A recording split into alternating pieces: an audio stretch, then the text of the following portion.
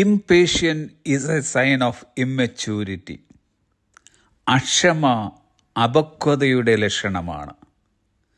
കുട്ടികൾക്ക് ഒരു കാര്യം വേണ്ടപ്പോൾ അത് ഉടനടി വേണമെന്ന് പിടിവാശി പിടിക്കുന്നു. അവർക്കൊന്നിനും കാത്തിരിക്കാനാവില്ല. പലപ്പോഴും ദൈവമക്കളായ നാമും അക്ഷമരാണ്. കാത്തിരിക്കാനുള്ള മനസ്സില്ല. ആഗ്രഹിച്ചതും ചോദിച്ചതുമെല്ലാം ഉടനെ തന്നെ വേണം. നമ്മുടെ അക്ഷമ ദൈവത്തെ വേഗത്തിൽ ചലിപ്പിക്കില്ല എന്ന കാര്യം ഓർക്കുക. ദൈവം എപ്പോഴും അവിടുത്തെ ടൈം ടേബിൾ അനുസരിച്ചാണ് പ്രവർത്തിക്കുന്നത്. നമുക്ക് ഓരോരുത്തർക്കും എന്താണ് എപ്പോഴാണ് വേണ്ടതെന്ന് ദൈവം നിശ്ചയിക്കുകയും അത് തൻ്റെ കലണ്ടറിൽ കുറിച്ചു വയ്ക്കുകയും ചെയ്യുന്നു.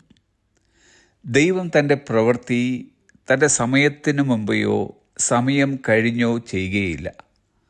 തൻ്റെ സമയത്തിന് തിരുവചനം നൽകിയിരിക്കുന്ന പേരത്രേ പെർഫെക്റ്റ് ടൈമിംഗ്, തക്ക സമയം, അല്ലായെങ്കിൽ അപ്പോയിൻമെൻറ്റ് ടൈം, നിശ്ചയിച്ചിരിക്കുന്ന സമയം.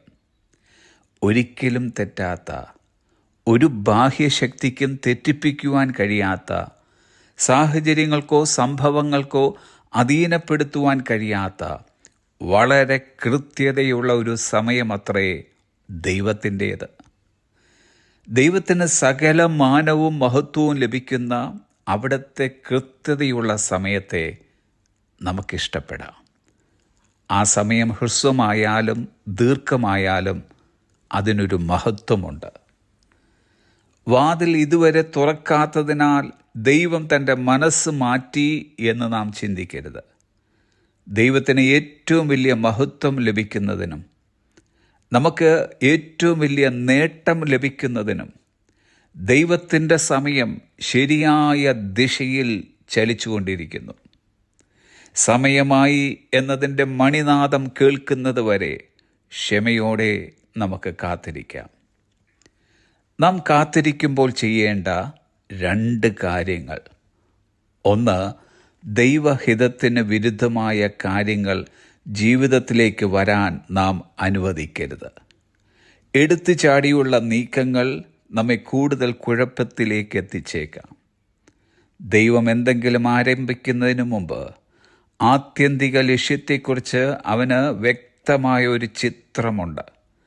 നമ്മെ അതിലേക്ക് നയിക്കുന്ന ഘട്ടങ്ങൾ അവിടുന്നാണ് ക്രമീകരിക്കുന്നത്. അതുവരെയും നമുക്ക് ക്ഷമയോടെ കാത്തിരിക്കാം.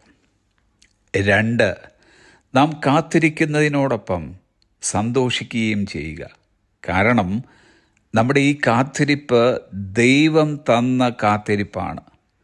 ഹബക്കൂക്ക് പ്രവാചകൻ പറയുന്നു, അത്തിവൃക്ഷം തളിർക്കുകയില്ല, മുന്തിരിവള്ളിയിൽ അനുഭവമുണ്ടാകുകയില്ല, ഒലിവുമരത്തിൻ്റെ പ്രയത്നം നിഷ്ഫലമായി പോകും, നിലങ്ങൾ ആഹാരം വിളയിക്കുകയില്ല, ആട്ടിൻകൂട്ടം തൊഴുത്തിൽ നിന്ന് നശിച്ചു പോകും, ഗോശാലകളിൽ കന്നുകാലി ഉണ്ടായിരിക്കുകയില്ല, എങ്കിലും ഞാൻ യഹോവയിൽ ആനന്ദിക്കും. ഡിയർ ഫ്രണ്ട്സ്, നമ്മുടെ കർത്താവ് ഇതിനോടകം ചെയ്തതിനും ഇനിയും ചെയ്യാൻ പോകുന്ന കാര്യങ്ങൾക്കും ഇന്നു മുതൽ ദൈവത്തിന് നന്ദി പറയുവാൻ ആരംഭിക്കുക.